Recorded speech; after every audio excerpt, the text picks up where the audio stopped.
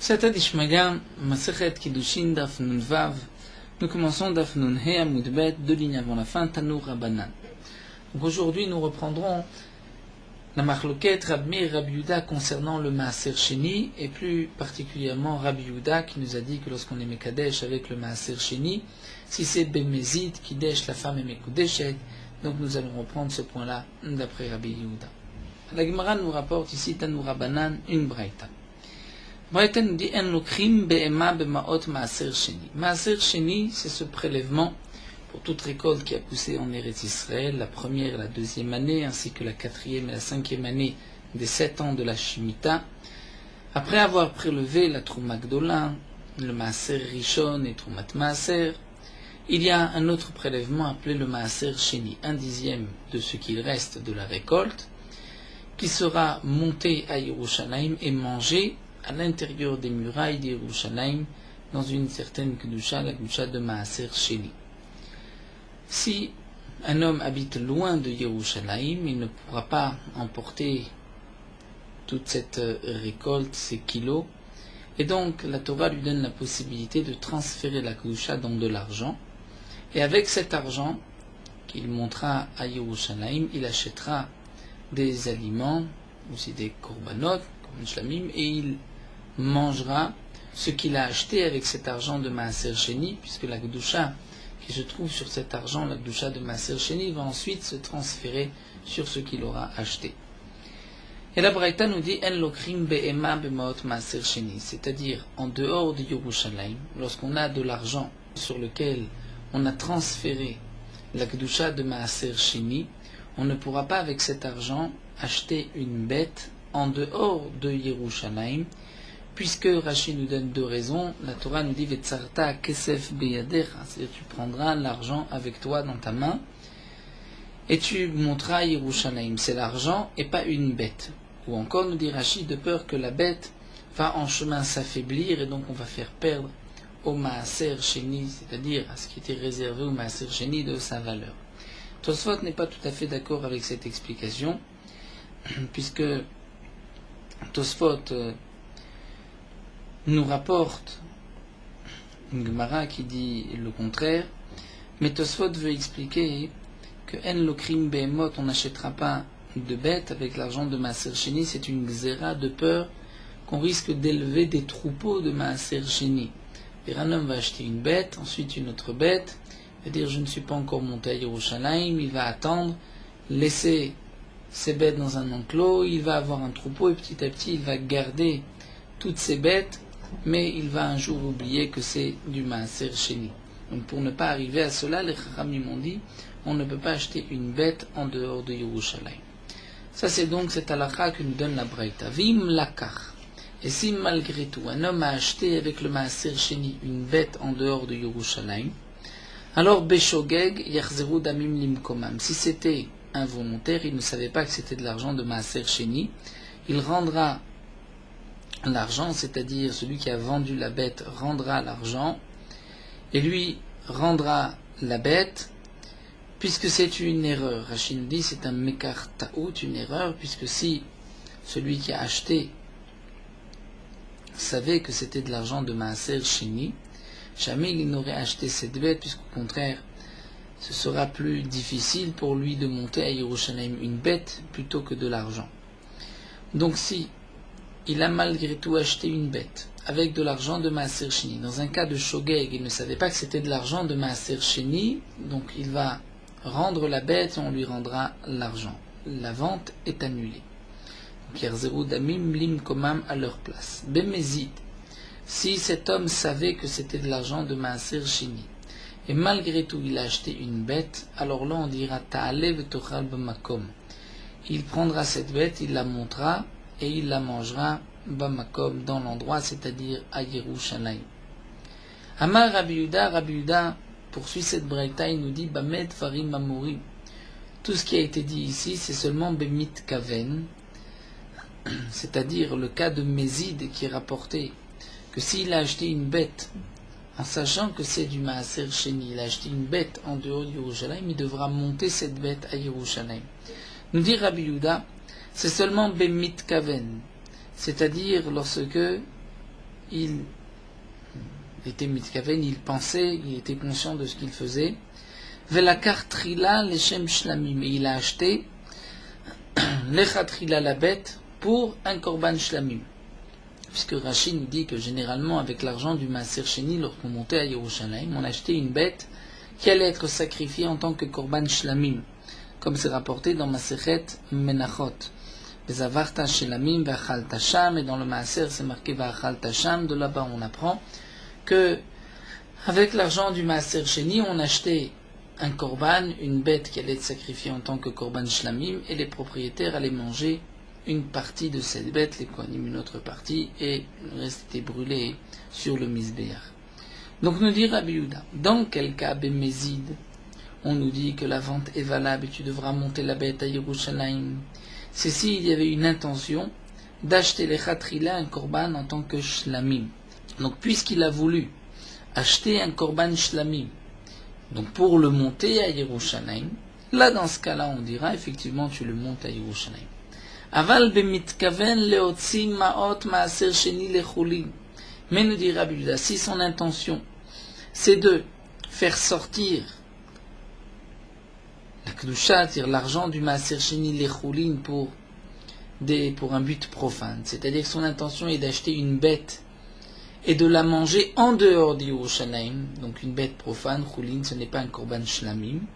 Alors là, nous dit Rabbi Yehuda, ben shogeg, ben mezid, yarziru damimim komam, que ce soit involontaire ou volontaire, yarziru damimim komam, l'argent reviendra à sa place, c'est-à-dire on annule la vente. Juste pour comprendre ces derniers mots, puisque nous parlons ici d'un cas de mitkaven, et Rabbi Yehuda nous parle ici du cas de mezid, donc comment on peut reprendre ici ben beshogeg.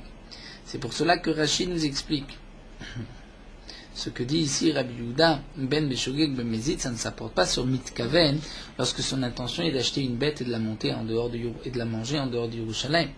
Pourquoi? Puisque ce n'est plus un shogeg, on parle de mitkaven. Alors Rashi nous dit, voici comment il faut lire. Mais s'il a acheté une bête leshem chulin, c'est-à-dire dans une intention de chulin, de la manger en dehors de Yerushalayim, et que donc, que signifie le mézid lorsqu'il est bémézid, lorsqu'il y a une intention volontaire? C'est que son intention est de sortir maaser sheni les chulin. Alors dans ce cas-là, que ce soit beshogeg ben bémézid, yarziru damimim komam, on annulera la vente. Shogeg, pourquoi? Puisque c'est un mekar ta'out. C'est une erreur, c'est-à-dire que dans ce cas-là c'est une erreur, puisque c'est shogeg, il ne pensait pas, donc ce n'est pas le shogeg où il a une intention de faire sortir les chulin. C'est-à-dire le shogeg dans le même cadre où bémézid son intention est de sortir les chulin, c'est-à-dire dans un shogeg il ne savait pas que c'était du maaser sheni et il achète une bête en pensant la manger en dehors de Yerushalayim. Donc que ce soit Beshogeg Mézid, la vente est annulée. Beshogeg, pourquoi la vente est annulée? Puisqu'il va dire Mekar Taoud, je ne savais pas que c'était de l'argent de Maaser Sheni. Mézid, pourquoi on annule la vente? C'est un knas. Il y a un knas pour le mocher, pour celui qui a vendu la bête. On lui dit tu reprends la bête et tu rends l'argent. Nous verrons dans la Gemara par la suite pourquoi on lui fait un knas. Donc ce que nous venons de voir ici, c'est que d'après Rabbi Yehuda, lorsqu'un homme a l'intention de prendre le maaser sheni et d'acheter une bête shlamim, là, il prendra la bête et il la montera à Yerushalayim. Mais si il achète une bête chulin, c'est-à-dire pour la manger en dehors de Yerushalayim, alors là, il n'y a pas de différence. Que ce soit beshogeg ou bémézid, la vente est annulée. Et donc la Gemara pose une question de notre Mishnah, Va'anantnan Rabbi Yehuda Omer bémézid kidesh. Pourtant, dans notre Mishnah, nous avons vu, Rabbi Yehuda nous a dit que si bémézid, si un homme a pris de l'argent de maaser sheni et a été mekadesh une femme, si il savait que c'était de l'argent de maaser sheni et il est mekadesh la femme, elle est mekudeshet. On ne dira pas que le mekar est une erreur puisqu'il était mézid, donc il n'y a pas d'erreur, et il n'y a pas non plus de knas. Donc les Chachamim ne vont pas annuler les kiddushin. Donc comment se fait-il que dans le cas de celui qui achète avec l'argent de maaser sheni une bête pour la manger en dehors du Yerushalayim, si il est mézid, on lui fait un knas et la vente est annulée? Alors que dans le cas où un homme donne des kiddushin à une femme avec de l'argent de Maaser Sheni, c'est aussi une intention de choulin. Il vient profaner cet argent, puisqu'il vient se marier avec cette femme. La femme va utiliser l'argent pour des buts profanes. C'est comme si cet homme-là voulait acheter une bête et la manger en dehors de Yerushalayim, mais Bémézid, on ne fait pas de knas. Donc quelle est la différence entre notre Mishnah et le cas de celui qui a acheté une bête rouline avec l'argent du Maaser Sheni? Amar Rabbi Lazar répond, c'est simple. Ici on ne parle pas dans le cas où la femme va prendre cet argent de Maaser Sheni et va manger en dehors de Yerushalayim avec cet argent. Ici, Isha Yodat Shen Maot Maaser Sheni Mitralim Al Yada. Rabbi Lazar nous dit qu'une femme sait que l'argent du Maaser Sheni ne va pas être profané parce qu'elle a pris cet argent. Ve'ola ve'ochalto be'Yerushalayim. Et cette femme va monter cet argent et va le manger à Yerushalayim. Donc, explique Rabbi Lazar, il n'y a pas de raison de faire de knas, puisque l'intention de cette femme n'est pas de sortir, c'est-à-dire ce n'est pas comme prendre une bête avec l'argent de Maaser Sheni et de la manger en dehors de Yerushalayim. L'intention de cette femme, c'est de monter à Yerushalayim avec cet argent. Donc, si c'est ainsi, c'est comme le cas de celui qui achète un shlamim et que son intention est de monter à Yerushalayim. Alors que dans le cas de la Mishnah de Maaser Sheni, la Braïta de Maaser Sheni rapportée plus haut, il s'agit d'un homme qui a vendu une bête profane, choulin, contre de l'argent de Maaser Sheni, et lui sait que cet argent de Maaser Sheni va perdre sa kedusha sur la bête, c'est-à-dire que la kedusha va être transférée sur la bête. Donc le vendeur reçoit de l'argent qui devient choulin, c'est de l'argent qui va être profane, et donc il transgresse, nous dit Rashi, sur l'interdiction de l'ifni vers le titen mirchol, c'est-à-dire devant un aveugle ne met pas d'obstacle, puisque lorsque cette personne qui avait de l'argent de Maaser Sheni achète une bête, donc la kedusha du Maaser Sheni va se poser sur la bête et l'argent n'a plus de kedusha, et lorsqu'il va manger cette bête en dehors du Yerushalayim, il transgresse puisqu'on doit la manger à Yerushalayim. Donc celui qui lui a vendu la bête sait que la kedusha va se transférer sur la bête. Pourtant lui il prend l'argent puisqu'il n'y a plus de kedusha sur l'argent et il laisse la personne fauter, la personne qui a acheté la bête et qui la mange en dehors du Yerushalayim. Donc dans ce cas-là, on a fait un classe. Ça c'est la réponse de Rabbi Lazar. Dans notre Mishnah, la femme va prendre l'argent et va manger avec cet argent à Yerushalayim, donc il n'y a pas de profanation. Dans le dernier cas, on parle d'un cas où il y aura une profanation. Matkifla Rabbi Yirmiyah objecte et pose la question suivante, Vare be'emat mea, avadim, karkaot. Pourtant, une bête impure, ou un esclave, ou un terrain, nous n'avons pas le droit, avec de l'argent du Maaser Sheni, d'acheter une bête impure qu'on ne peut pas manger, ou d'acheter un esclave, ou d'acheter un terrain. Et là, Adam Yodea Shen Maot Maaser Sheni Mitralim Alem. Un homme sait que l'argent du Maaser Sheni ne va pas être mitralel, c'est-à-dire la kedusha du Maaser Sheni ne va pas passer sur une bête impure, sur un esclave ou sur un terrain.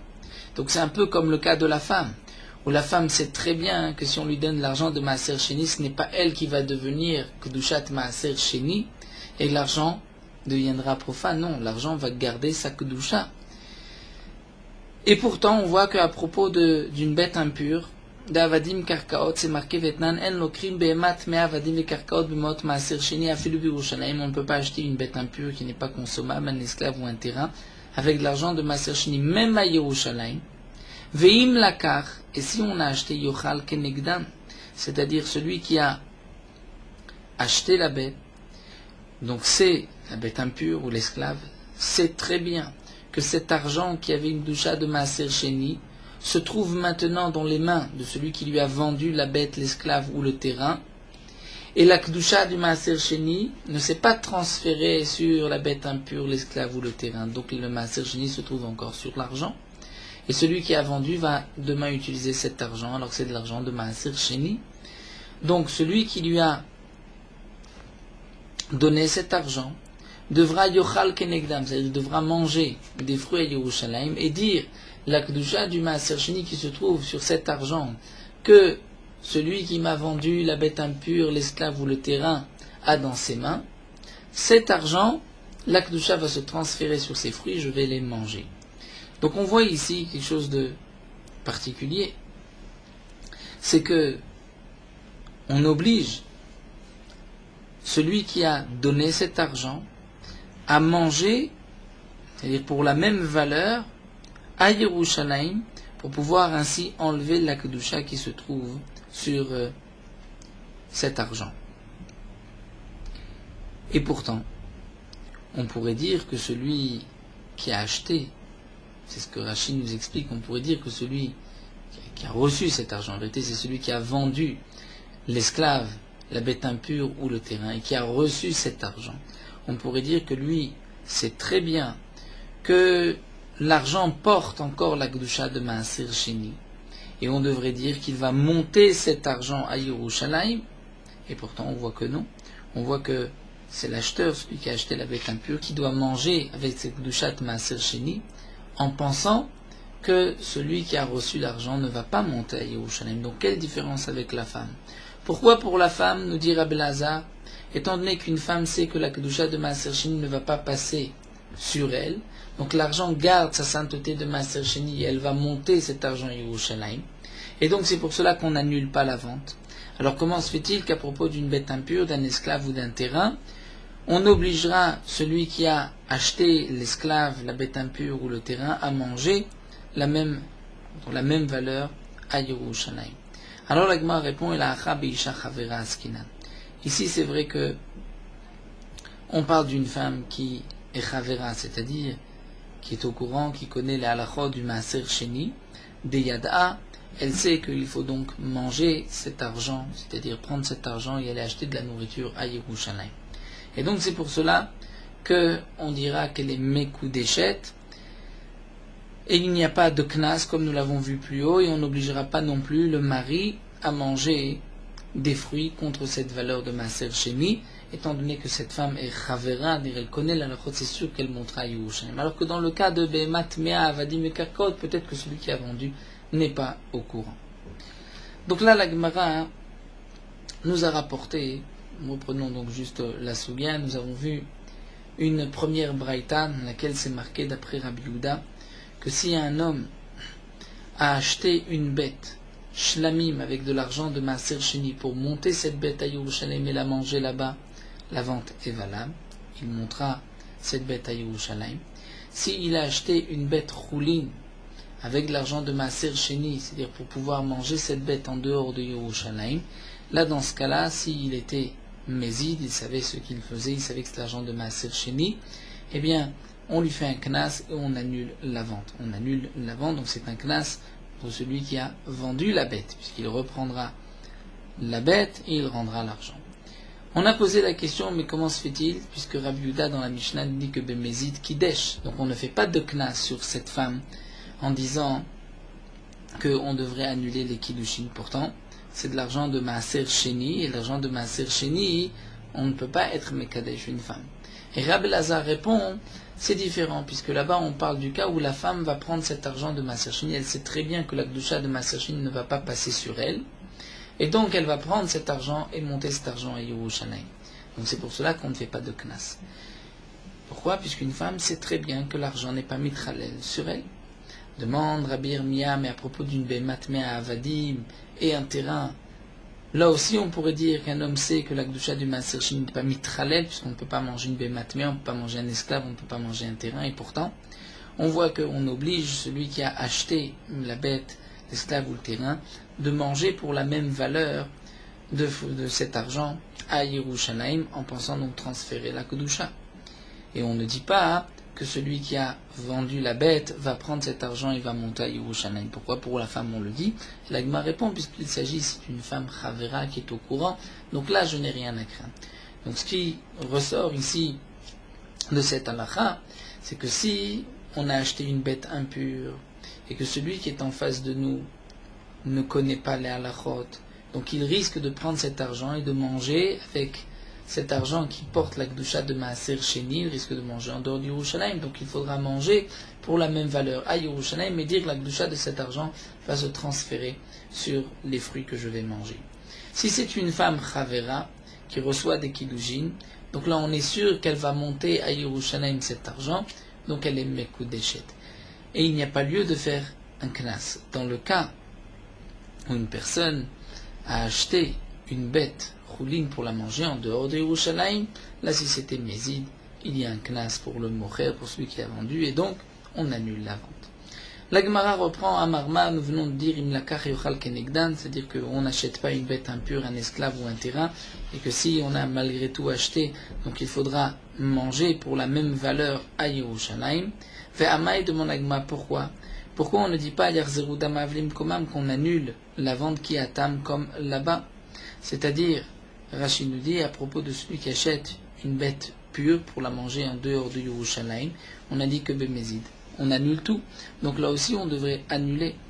La Gemara nous dit, Amar Shmuel répond, Keshe Barar. On parle dans le cas où celui qui a vendu s'est enfui et il a l'argent dans ses mains. Donc on ne peut pas annuler, puisqu'on ne peut pas annuler. Donc on devra manger pour la même valeur et Yerushalayim. La Gemara nous dit, Veta'ama de Barar, Halo Barar Kansinan la Mocher. Donc toute la raison, c'est parce qu'il s'est enfui. S'il ne s'était pas enfui, donc on fait un knas pour celui qui a vendu. Demande la Gemara, Veniknisel Lokeach. Pourquoi on fait un knas pour celui qui a vendu et on annule la vente? On devrait faire un knas pour le loker, pour l'acheteur. C'est-à-dire, comme dit Tosfot, ne pas annuler la vente et que l'acheteur va manger pour la même somme à Yerushalayim. Alors la Gemara répond, Lav achbara ganav et la choura ganav. Ce n'est pas le rat, souris qui a volé, c'est son trou. Puisque s'il n'y avait pas de trou où le rat pouvait cacher sa nourriture, jamais il ne pourrait voler.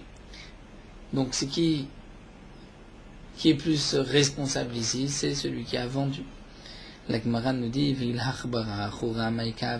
s'il n'y avait pas le rat, le trou ne sert à rien. Donc là aussi, s'il n'y avait pas d'acheteur, le vendeur n'aurait pas pu transgresser. La Gemara dit,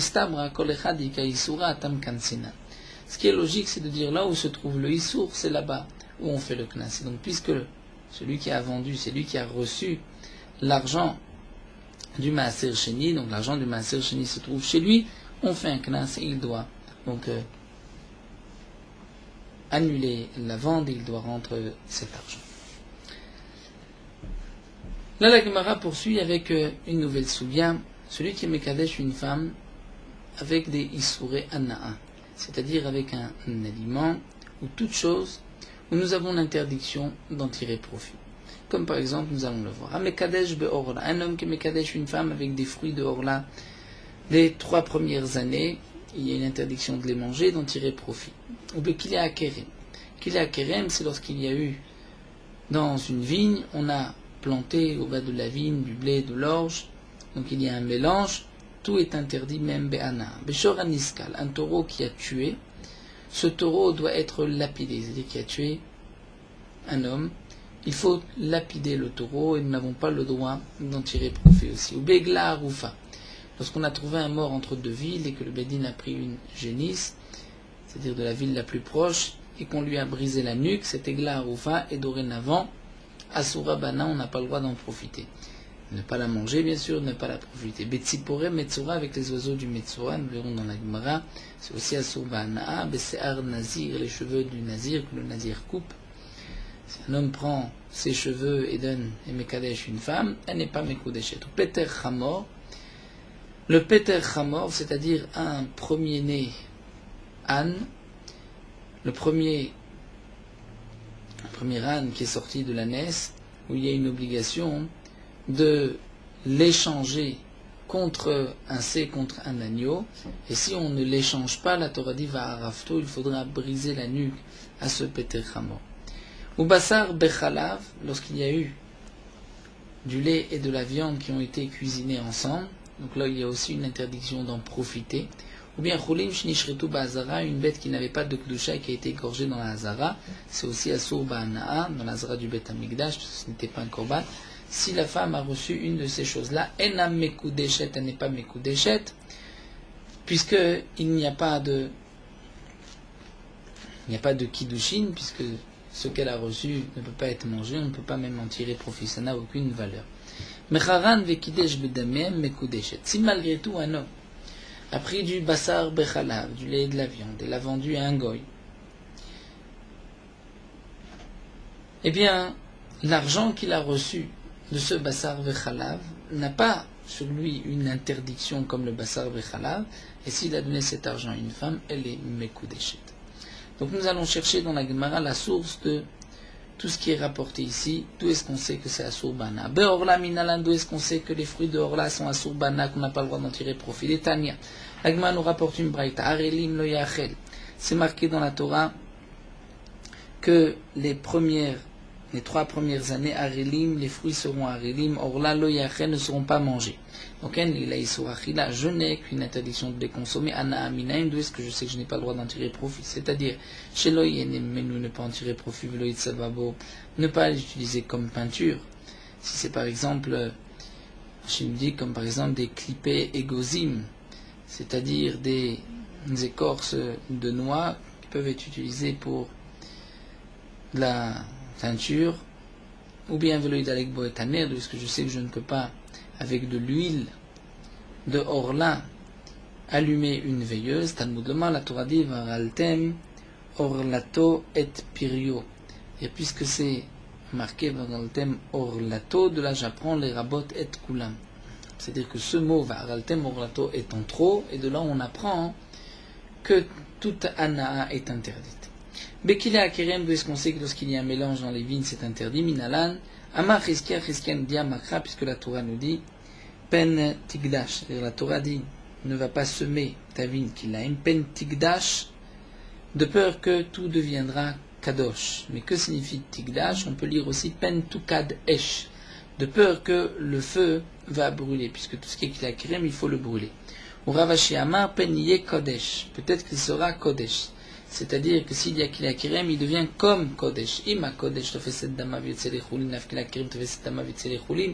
C'est vrai que c'est comme le Kodesh, on ne peut pas en tirer profit, mais peut-être si c'est ainsi, tu vas apprendre comme le Kodesh tofeset dama, c'est-à-dire ce que tu as acheté avec du Kodesh, va prendre la Kedusha du Kodesh.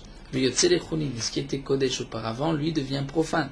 Donc af Kilakirem, si on le vend, tofeset dama, c'est-à-dire le fruit lui-même sera permis et l'argent aura kila kerem. Donc si c'est ainsi, on permettra l'argent. La Gemara dit non. Là c'est différent. Pour kila kerem, ce n'est pas un tofes et damav. L'argent n'aura pas de kedusha. Donc d'où est-ce qu'on sait que c'est interdit? On ne peut pas la prendre comme Ravashi. Et la mechaverta que de Chizkia. Ce qui est juste, c'est comme Chizkia. Chizkia a dit pen Tigdash, c'est-à-dire pen tukad esh. C'est-à-dire de peur que ça va être brûlé par le feu. Donc le feu qui brûle le kila kerem, c'est qu'on ne peut pas ni le consommer, ni en tirer profit. La Gemara poursuit Shoraniskal Minaim. D'où est-ce qu'on sait que le Shoraniskal, un taureau qui a tué et qui doit être lapidé, ce n'est pas seulement un taureau toute bête qui a tué, comme c'est rapporté qu'il y avait un coq qui un jour avait tué un enfant avec son bec, il avait frappé sur son crâne, sur la fontanelle, il l'avait tué. On avait pris ce coq et on l'avait aussi lapidé. Toute bête qui tue un être humain doit être lapidée. Et on ne pourra pas ni le consommer ni en tirer profit. Minaï, tout est ce qu'on sait. Les Tanya Lagma nous rapporte une braïta. Mimashma shenema sakol isakel ashor. Puisque la Torah nous dit le taureau sera lapidé. Donc si le taureau est lapidé, il n'est pas égorgé. S'il n'est pas égorgé, on ne peut pas le manger. Donc il est appelé Nevela. Et Niyodesh, Nevela Yves, Nevela Sura Bachila. L'agma, est-ce que je ne sais pas s'il est lapidé, c'est une Nevela, et la Nevela n'a pas le droit de la manger. Donc pourquoi la Torah continue, dit Matamud Lomar, Lo Yachelet Besaro. La Torah à propos du Shoraniskan nous dit on le lapidera, Velo Yachelet Besaro. Et on ne mangera pas sa chair. Bien sûr qu'on ne mangera pas sa chair puisqu'on ne l'a pas égorgé. Et là de là je vais dire Magid Lecha. Shim Shachato Lachar Shenigmar Dino Asur Be'achila. Nous dit l'agma le Chidush. C'est qu'une fois qu'on a décrété, le Bedin a décrété sur ce shor qui doit être lapidé, même si le propriétaire s'est dépêché l'a égorgé, eh bien on ne pourra pas manger sa viande. C'est ce que la Torah dit, tu dois le lapider, et si tu as pu l'égorger avant de le lapider, lo yachet besaro, ne mange pas la viande. Alors nous dit la Gemara, l'interdiction c'est be'achila, mais be'ana minaim, d'où est-ce qu'on sait que l'interdiction c'est be'ana d'en profiter? Bien sûr, il faut lire Shim Shachato, la Chashim Madino, Asur Ba'achila. Donc la Gemara nous dit, nous n'avons vu que l'interdiction Ba'achila, Be'ana Minaim. D'où est-ce que nous savons Be'ana'a, que l'interdiction d'en profiter? Talmud Lomar, puisque c'est marqué juste après, ou Balashor Naki. Dirait le propriétaire du taureau est Naki, c'est-à-dire va être propre. Que signifie Naki? Maï Mashma, Shimon Ben Zoma Omer, Kadam Shoma Lechavero Yatsa Plum Naki Mechasav. C'est comme une expression, un homme qui dit à son ami, un tel est sorti propre de ses biens, c'est-à-dire il a tout perdu. Le Shoran Iskal va être lapidé, même si tu l'égorges avant de le lapider, ou Balashor Naki, tu ne peux pas manger la viande, et le Balavashor a tout perdu, il ne pourra pas vendre la viande, ce qu'il reste. Ve'en lo ba'em mana shel klum, il n'a aucun profit, donc il est sorti net propre de ses biens. Alors l'agma continue, Maïdaï lo yachel besaro lechad eshachit lachar shenigmar din. L'agma pose la question, c'est vrai que nous avons vu que pour le shoran iskal, si on l'a égorgé après le gmardin, on ne pourra pas manger sa chair. Mais demande à Agma, qui t'a dit que le pasuk lechad besaro, c'est dans le cas où on l'a égorgé après qu'il y ait eu le gmardin? Dilma, peut-être que echad eshachit lachar shenigmar din o share, peut-être que si on l'a égorgé après le gmardin, le shor est permis. Alors que signifie le lo yachel? Ve'ay lo yachel echad esakle miskal. Nous dit l'Agma, le lo yachel, c'est effectivement dans le cas où on l'a lapidé. La question était, mais si on l'a lapidé, il n'a pas été égorgé. S'il n'a pas été égorgé, c'est une nevela. Si c'est une nevela, la Torah nous a interdit de manger toute nevela. Donc pourquoi ai-je besoin d'un passage qui nous dit tu ne mangeras pas sa chair? Eh bien l'Agmara reprend là, il nous dit non. Peut-être que ce que la Torah nous dit lo yachel, c'est pour nous dire tu ne pourras pas en profiter, puisque nous allons voir d'après Rabbi Avaou que lorsque la Torah dit lo yachel, c'est pas seulement une interdiction d'en manger, mais c'est aussi une interdiction d'en profiter. Donc c'est vrai que pour le shoran iskal, nous n'avons pas besoin d'un passou pour nous dire qu'il ne faut pas le manger, puisque de toute manière on l'a lapidé. Mais peut-être que le lo yachel vient nous dire tu ne pourras pas en profiter lorsqu'il a été lapidé. Mais si tu l'égorges après le gmardin et que tu ne lapides pas, peut-être que là on pourra même le manger. C'est la question de la Gemara. La Gemara nous dit, Dilma, peut-être que si on l'a égorgé après le gmardin, il est permis. Vaï, lo yachel, le yachel, c'est echad sakle miskal. On sait lorsqu'il a été lapidé. Deate. Ou qui dit Rabbi Avo. Donc si tu me poses la question, mais de toutes les manières il est interdit, je te dirais non, comme Rabbi Avo pour l'interdire, be'ana'a. Amar Rabbi Lazar, au nom de Rabbi Lazar. Amar Rabbi Avo, Amar Rabbi Lazar, kol makom shenmar lo yachel lo tochel, ou Rabbi Avo nous dit, chaque fois que la Torah dit tu ne mangeras pas sous cette forme, lo yachel lo tochel, ou c'est aussi bien chad isur achila ve chad isur ana'a. C'est une interdiction de le manger, une interdiction d'en profiter. Hachi paret lecha katuv. Sauf preuve du contraire, sauf si la Torah te précise que tu as le droit d'en profiter, comme la Torah l'a précisé à propos de la nevela, comme nous explique Rashi que pour la nevela, la Torah a dit l'otochlu kol nevela, mais la Torah nous dit après, la guerre asher bisharecha, à l'étranger, tu pourras donner cette nevela, donc la Torah te permet, puisque c'est marqué ensuite au machor, mais tu pourras la vendre, donc la Torah te permet d'en tirer profit. Donc là où la Torah te permet d'en tirer profit, tu en tires profit. Mais si la Torah ne te permet pas, c'est-à-dire si la Torah t'interdit de le consommer, c'est pas seulement de le consommer, c'est même d'en tirer profit, sauf preuve du contraire. Donc peut-être que le passou, que lo yachel besaro vient nous dire que tu ne pourras pas en tirer profit. Alors la Gemara répond simplement, c'est que quand est-ce que le lo yachel signifie tu ne peux pas le manger, tu ne peux pas en tirer profit, c'est lorsqu'il vient me dire tu ne peux pas le manger, il vient aussi me dire tu ne peux pas en tirer profit. Mais si je n'ai pas besoin du pasouk lo yachel pour me dire tu ne peux pas le manger, parce que de toute manière tu l'as lapidé, c'est une nevela, tu ne l'as pas égorgé, alors je ne peux pas expliquer que le lo yachel vient dire tu ne peux pas en profiter, puisque si la Torah vient m'interdire juste le profit, la Torah aurait dû me dire lo yachel, n'en profite pas. C'est ce que nous dit l'Agma. Hanemile, c'est la réponse. Hanemile, quand est-ce que je dis que lo yachel a deux interdictions? C'est-à-dire lorsqu'on apprend l'interdiction de consommer de lo yachel, et donc je vais dire il y a et l'interdiction de le consommer, l'interdiction d'en tirer profit, mais ici l'interdiction de le manger, c'est parce qu'il est lapidé. Et si tu penses que le yachel c'est juste pour m'interdire d'en tirer profit, alors netofra lo yane, la Torah aurait pu dire simplement lo yane, n'en profite pas. Si la Torah dit lo yachel, c'est que là la Torah vient nous interdire d'en manger, donc on ne peut pas parler une fois qu'il a été lapidé, sinon pourquoi ce passou? Donc on est obligé de dire que si on ne l'a pas égorgé, pardon, si on ne l'a pas lapidé, mais on l'a égorgé après le gmardin. Iname, ou encore, nous dit la Gemara, lo yachel, la Torah aurait dû dire lo yachel, d'accord, mais pourquoi et besaro sacher la mali? C'est pour nous dire, afalga de shachate ken basar assour, que même si on l'a égorgé comme de la viande qui a été égorgée, assour, on n'a pas le droit d'en consommer et donc non plus d'en profiter. Donc là, la Gemara nous a rapporté la source. D'où est-ce qu'on sait que le shor aniskal, nous n'avons pas le droit de le manger et d'en tirer profit? Donc nous avons vu que de le manger une fois qu'il a été égorgé, puisque la Torah a dit sakol yisakel, ce que la Torah nous dit v'lo yachel et besaro, c'est dans le cas où on l'a égorgé après le Gmardin, où là on ne pourra pas ni le manger ni en tirer profit. C'est vrai que là la Gemara nous avait dit auparavant on ne pourra pas en tirer profit parce que c'est marqué Balashor Naki. Et là nous venons de voir que d'après Rabbi Avaou, si c'est marqué lo yachel, nous entendons aussi l'interdiction d'en tirer profit. Ça la Gemara nous en parlera encore dans quelques lignes. Matkifla Marzoutra. Marzoutra continue avec une question. Veima, on n'a qu'à dire. Veima. Quand est-ce que la Torah dit qu'il est interdit ce shor, tu ne peux pas le manger? C'est lorsque tu as été bodek, tu as préparé un rocher, un caillou, et tu as égorgé la bête. Des mirze, qu'est-ce qu'il a? C'est une sorte de ce qu'il a. C'est comme s'il avait été lapidé, puisqu'il y a de la pierre. Et donc là, la Torah dit, si tu le lapides, tu ne peux pas en manger. Si tu l'égorges comme une skila avec un caillou, avec une pierre, tu ne peux pas non plus en manger. Aval shachate besakin. Lo, mais si tu l'as égorgé avec un couteau, peut-être que là, la Torah te permet d'en manger. La Gemara dit besakin bora est active, est-ce que le couteau est marqué dans la Torah? Votania, de plus c'est marqué bakol shochatin. On peut égorger avec tout ce qui est tranchant, ben betzor, ben besruchit, mekrumit shilkane, que ce soit avec une pierre, un caillou, un rocher pointu, ou avec un morceau de verre, ou krumit shilkane, un morceau de roseau. On peut faire une shrita, donc il n'y a pas lieu de faire une différence entre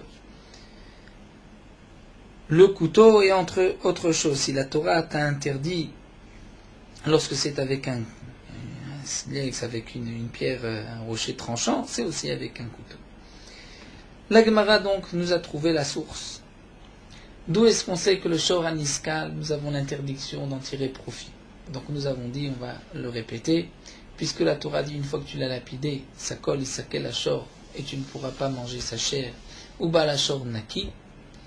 Donc sakol isakel, si tu le lapides, tu ne l'égorges pas, c'est une nevela, tu ne peux pas manger le taureau. Pourquoi la Torah dit lo yachel? C'est que la Torah dit, même si tu ne l'as pas encore lapidé, tu l'as égorgé, tu ne pourras pas manger la chair, ou balashor naki, et tu sortiras naki, c'est-à-dire complètement mi, tu ne pourras même pas en profiter. Donc là, la Gemara nous dit,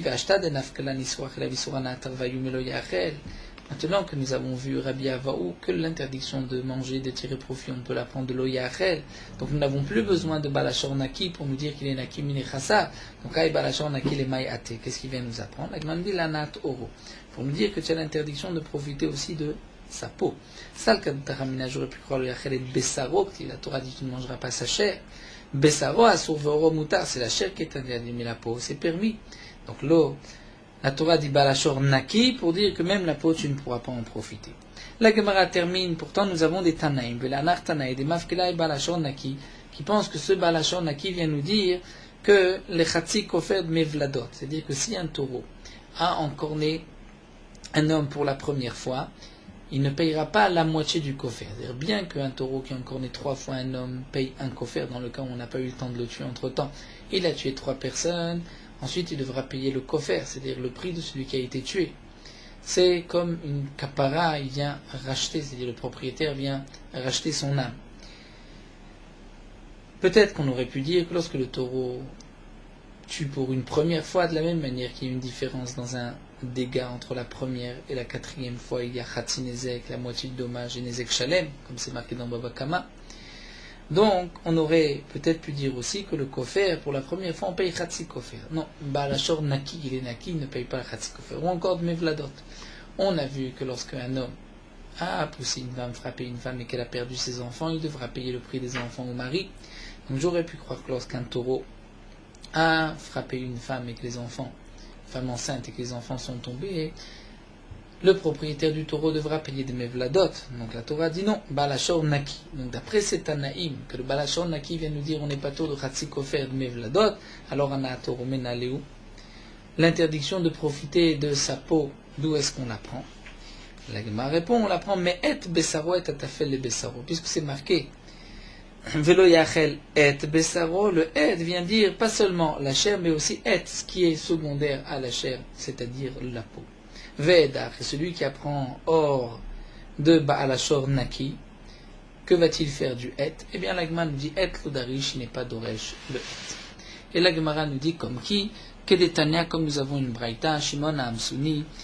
Shimon Amsuni va amrela d'après certains, c'est Nechemia Amsuni, il y a d'oresh kol etim sheba Torah, était d'oresh tous les etim sheba Torah, de chaque et qui est marqué dans la Torah, il y avait un ribou, il venait inclure un enseignement. Lorsqu'il est arrivé à ce pasouk, et Hashem lokecha tira, tu dois craindre. Akadosh Baruch Hu, il s'est dit, mais qui je vais inclure? Il y a quelqu'un d'autre aussi qu'on doit craindre à part Akadosh Baruch Hu? Il a dit, je renonce aux explications du et. Amurlo Talmidav, ses élèves lui ont dit, Rebi, kol etim shedarashta mate alem, tous les etim que tu as enseignés, que vont-ils advenir d'eux? Amar lahem, il leur a dit, Kishem shkibalti schar ala drisha, car kibalti à la pricha. De la même manière que j'ai reçu un mérite pour avoir été d'oresh tous ces aides, bien dorénavant, je vais recevoir un mérite pour avoir arrêté d'être d'oresh, pour être poresh, puisque je ne veux pas, chazvi shalom, rajouter, dire qu'il faut craindre quelqu'un comme on doit craindre Akadosh Baruch Hu. Donc on voit que d'après Shimon Amsuni, on n'est pas d'oresh le et. Au début, il était d'oresh le et, mais ensuite il a été poresh. Ad sheba Rabbi Akiva velimel et Hashem lokechatira le rabot talmidei chachamim. Jusqu'à ce que Rabbi Akiva soit venu et lui a enseigné que le et Hashem lokechatira vient inclure les talmidei chachamim, il faut aussi les craindre. Ça c'est ce que donc Rabbi Akiva a enseigné de ce pasuk. Donc là, la Gemara nous rapporte que certains sont d'oresh le et comme Rabbi Akiva, d'autres ne sont pas d'oresh comme Shimon Amsuni. Juste puisque nous avons vu cette braïta qui est rapportée aussi dans Masechet Psachim, intéressant de mentionner l'explication du Khatam Sofer. Le Khatam Sofer dans Masechet Psachim se pose la question, mais pourtant dans Ve'ahavta et Hashem Elokecha, c'est aussi marqué et Hashem Elokecha, et Shimon Amsuni n'a pas été poresh de ce pasouk. Comment se fait-il que sur le Ve'ahavta et Hashem Elokecha, il n'a pas eu cette question? De plus, qu'est-ce que Rabbi Akiva a rajouté? Est-ce que Shimon Amsuni ne savait pas être d'oresh les rabot talmidei chachamim? Alors le Khatam Sofer explique qu'en vérité il y a deux sortes de craintes. Il y a la yirat ha'onesh, la crainte de la punition. On craint Akadosh Baruch Hu parce qu'on a peur de la punition. Il y a aussi yirat ha'romemut, on craint Akadosh Baruch Hu par sa grandeur. Dit lorsque un homme est au début de sa avoda, il commence toujours par Yirat Ha'onesh. Mais ce n'est pas tout le monde qui arrive à la Yirat Ha'romemut, à craindre Akadosh Baruch Hu par sa grandeur. Donc Shimon Amsuni s'est dit, c'est vrai qu'on peut être d'oresh les Talmidei Chachamim, mais lorsqu'on est d'oresh le Talmid Chacham, on craint le Talmid Chacham. Pourquoi? Parce qu'il risque de nous punir? Non, il n'y a pas de punition du Talmid Chacham. C'est sa grandeur, la Torah qu'il porte en lui. Donc Shimon Amsuni s'est dit, si je suis d'oresh et Hashem Elokecha tira les rabot talmidei chachamim, les gens vont comprendre que Akadosh Baruch Hu, la ira, c'est comme le Talmid Chacham yirat ha'romemut, sa grandeur, c'est la grandeur d'Akadosh Baruch Hu qu'il faut craindre. Et Shimon Amsuni s'est dit, mais les gens ne sont pas tous au niveau, et donc ils risquent de dénigrer ensuite la crainte de la punition. Il faut dire que ce n'est pas l'essentiel, mais ils ne vont pas arriver à la crainte d'Akadosh Baruch Hu par sa grandeur, et donc ils n'auront plus rien. Donc il a préféré ne rien dire. Rabbi Akiva, qui lui était auparavant à Ma'aretz, et qui avait dit que s'il attrapait un Talmid Chacham, il était prêt à le mordre. Donc lui, Rabbi Akiva, qui avait fait du chemin, qui était arrivé jusqu'à la Yirat Ha'romemut, la crainte d'Akadosh Baruch Hu par sa grandeur, donc dit le Khatam Sofer, Mimenu Yiru Ve'ilmedu, de Rabbi Akiva, les gens vont regarder et apprendre. Et donc Rabbi Akiva a pu inclure les Talmidei Chachamim par la Yirat Ha'romemut. On les craint pour ce qu'ils représentent, et de même Akadosh Baruch Hu, il faut le craindre pour la Yirat Ha'romemut. Nous terminons avec Meorot Ha'alacha Daf Nun Vav, le père qui renonce à son kavod, qui est mochel sur son kavod kvodo machul. Donc ainsi, si le père veut servir son fils, même si ce n'est pas le kavod du père, le père peut renoncer à son kavod et le fils peut accepter les services du père, sauf si son père est un ben Torah, là il ne faut pas accepter les services de son père. Un homme n'a pas le droit d'alourdir le joug de son kavod sur ses enfants et d'être médagdeg, de dire attention je suis pointilleux sur chaque chose, afin de ne pas les mener à un obstacle. Le père doit être mochel, doit fermer les yeux, puisque le av shemachal kvodo kvodo machol. De la même manière qu'il y a une mitzvah de dire ce qui peut être entendu, il y a aussi une mitzvah de ne pas dire ce qui n'est pas entendu. Et kalvachomer, que le père ne doit pas alourdir sur ses enfants, c'est-à-dire en leur donnant des obligations, des choses que le père sait très bien que les enfants ne l'écouteront pas. Même si le père est mochel al-kevodo, malgré tout le fils a l'obligation d'être mechabed son père. La mechila du père va servir que le fils ne sera pas puni pour cela, mais malgré tout il accomplira la mitzvah de kibud avim, même si le père est mochel.